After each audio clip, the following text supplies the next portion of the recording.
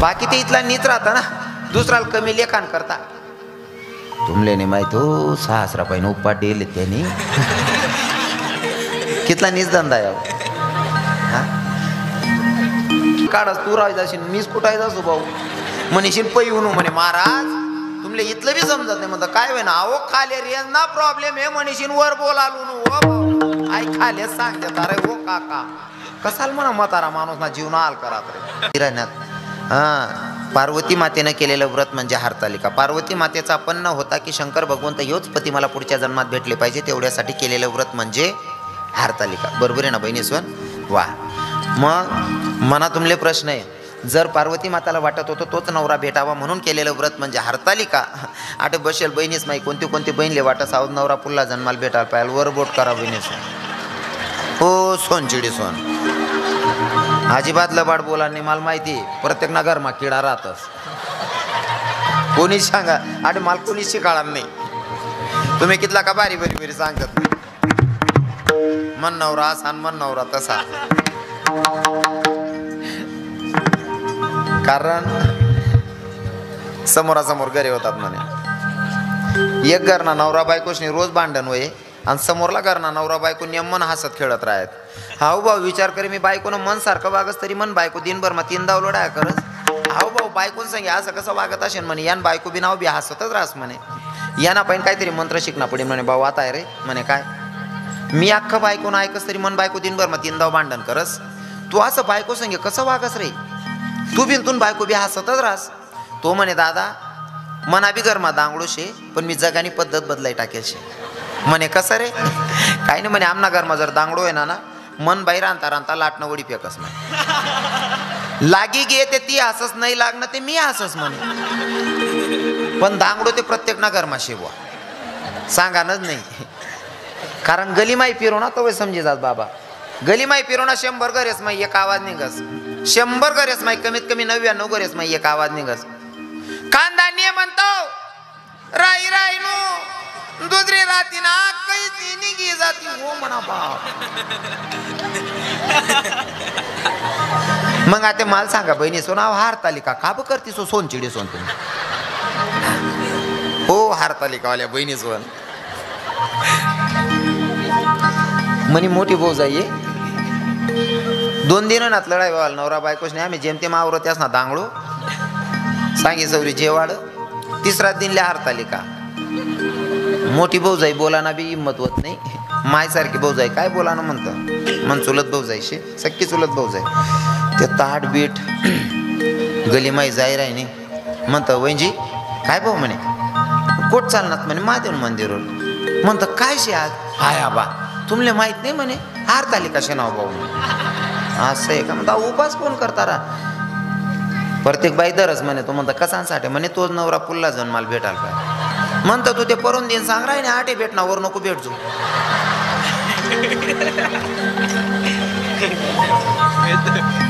माको त्यालाच वांगी राहिनी म्हणतं. मन भाऊ जाय म्हणे तसं नाही भाऊ म्हणे इथलं बिघडेल कुष्ट आहे म्हणे चांगलं ठोकी टाकी सुधारेल याको दुसरं कथ बदलावत बटन आईच पुढे मागे ठेवच म्हणे.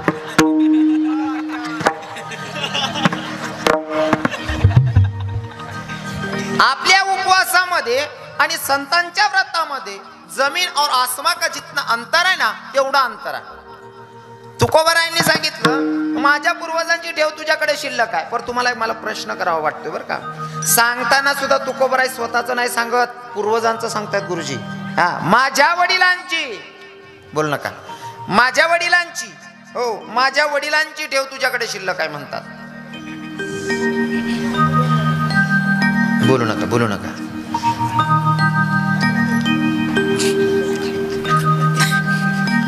आई बहिणी बी चक्कर मा पाठ दिलं तर माले सुधरीत राहील त्यांनी पोरशे का पोऱ्याशे.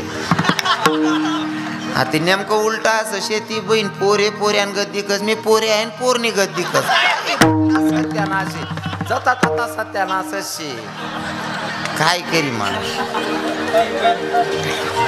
माल जेवता जेवता काम फुट राहता ना एक दादाशने सांग म्हणे आहे पोरे म्हणे ओ भाऊ कोण म्हणेन पोरशे असं. हा जर मी सांगा ना बाकी ना येडाय जाणं काय विचार विराय ना जाणं.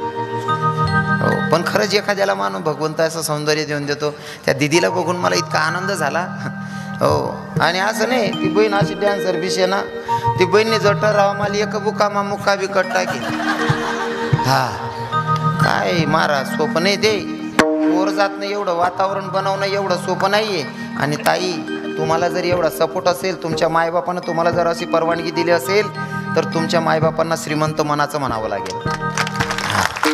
कारण मायबापांच्या सपोर्ट शिवाय पुरी काहीच करू शकत नाही. हां, मायबापांचा सपोर्ट असला पाहिजे चांगल्या कामांना. चांगला कामले सपोर्ट करू बहिणी जुवान. हां, असं जर काम करत असेल ना पोरगी तर नक्की सपोर्ट करायला पाहिजे. बाकी नाही माया वय व पिंटी तता ना रूम तुना मोबाईल काय कोकार ना दखव.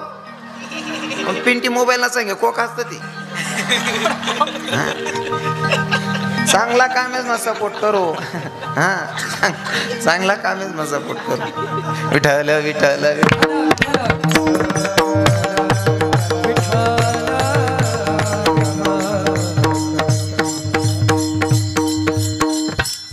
तुकोबारायांनी जर ठरवलं असतं, स्वतः ग्रंथ लिहितात ज्याला वेद म्हणलं जातं, ते तुकोबारायांचा अधिकार कमी असेल का, त्यांचं पुण्य कमी असेल का? पर स्वतःच सांगत नाही देवा, अरे माझ्या पूर्वजांची ठेव तुझ्याकडे शिल्लक काय म्हणतात. पण खरं सांगू का, आता मला सांगायला आवडेल, पूर्वजांची ठेव म्हणजे पूर्वजांची म्हणजे वडिलांची ठेव. हो, वडिलांची ठेव सांगतात, स्वतःच काही सांगत नाही. या विचार संतांचे म्हणून पूर्वजांबद्दल आस्था, आदर, प्रेम, बरोबर आहे ना. नाही तर आपण आजच्या तरुणांना सांगतो तुकोबाराय स्वतःच्या बापाचं, हो, स्वाभिमानाने सांगता माझ्या पूर्वजांची, माझ्या वडिलांची ठेव तुझ्याकडे शिल्लक आहे देवा.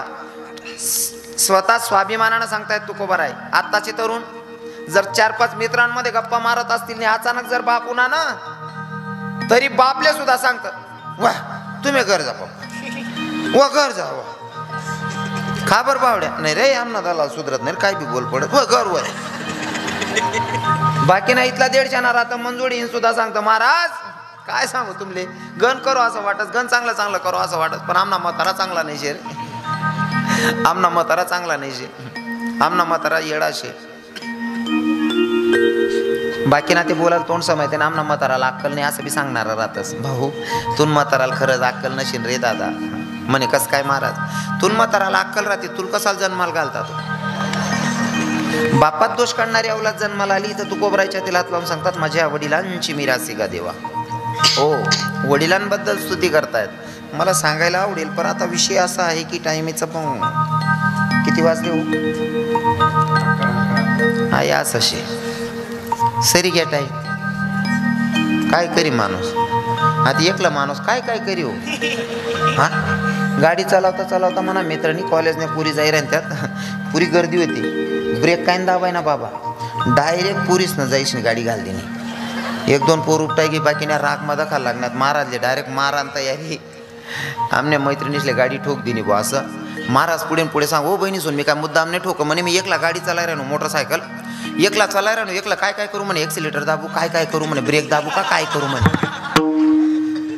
सुधरत नाही माणूस, कवय काय सांगू असं.